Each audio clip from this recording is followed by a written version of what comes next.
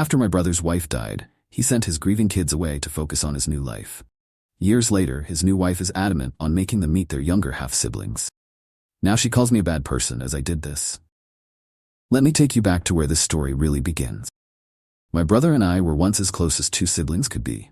You see, when I was only 2 years old, our mother died. My father, never a man of strong character, turned to alcohol to numb the pain, leaving my brother and me to navigate life without any real parental guidance. My brother, being older, was the only family I truly had. Even though our father was physically there, he was never really present for us. His drinking got worse, and soon he was nothing more than a shadow in our lives. For years, my brother and I had no contact with our father, distancing ourselves from his toxic presence. But all of that changed when tragedy struck again. My brother lost his wife, the mother of Nico and Hallie, and in his grief, he turned back to our father, hoping to find some kind of solace. Unfortunately, he found the wrong kind of support. Our father, the same man who had failed us, became the voice in my brother's ear, telling him to focus on himself and forget about the needs of his kid. And, to my disbelief, my brother listened. When Nico and Hallie were just 5 and 6, their mother passed away. It was an unimaginable loss for 2 young children. They needed love, stability, and support more than ever. But my brother, guided by our father's selfish advice, turned his back on them. While I was urging him to get help, not just for himself but for his kids, he did the opposite. 5 months after his wife's death, he started dating again. Nico and Hallie, already heartbroken, begged him not to move on so quickly. They cried into his face, asking him not to bring someone new into their lives when they hadn't even had time to process the loss of their mother. But my brother, cold and detached, dismissed their pain. He later told me they were crying like babies, as if their grief was something to be ashamed of. When he met his current wife, my sister-in-law, CL, he introduced her to Nico and Hallie almost immediately. Unsurprisingly, they didn't take well to her. They didn't want a new mom, but my brother wasn't interested in what they wanted. He made what I still consider the most heartless decision of his life. He sent them to live with their maternal grandparents. His reason? He refused to put them before his needs. He went as far as to say that he wouldn't let them ruin the best thing to happen to him. Those were his words, about his own children.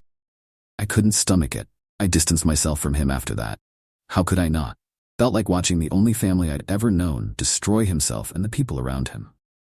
I loved my brother, but I couldn't stand by and watch him neglect his children. Luckily, Nico and Hallie's maternal grandparents welcomed me into their lives. They allowed me to stay in touch. Over the years, I became a stable presence for them.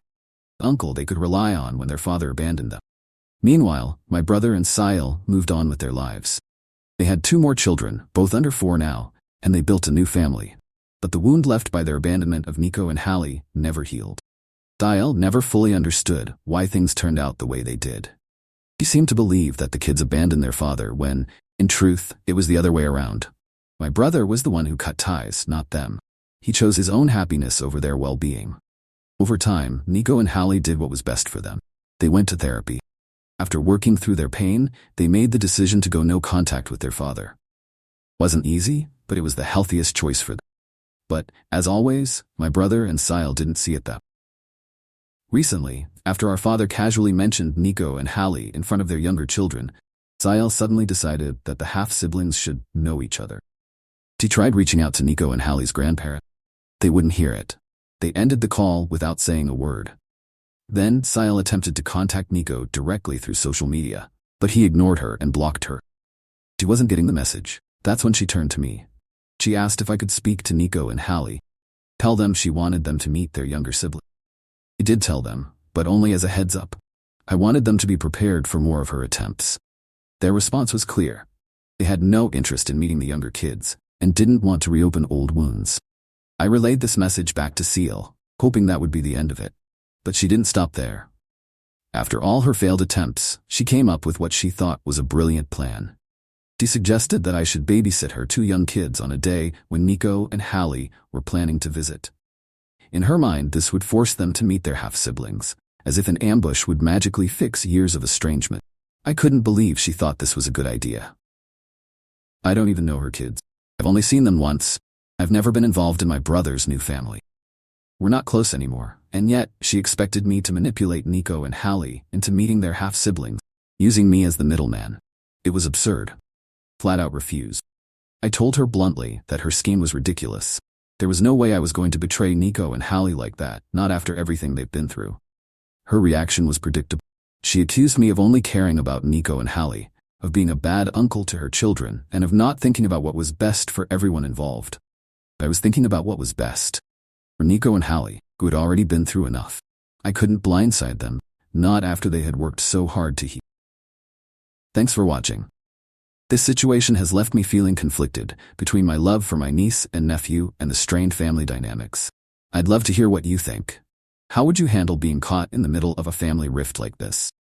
Drop your thoughts in the comments below, and let's discuss. Your perspective might just help guide me through this challenging situation. See you in the next video.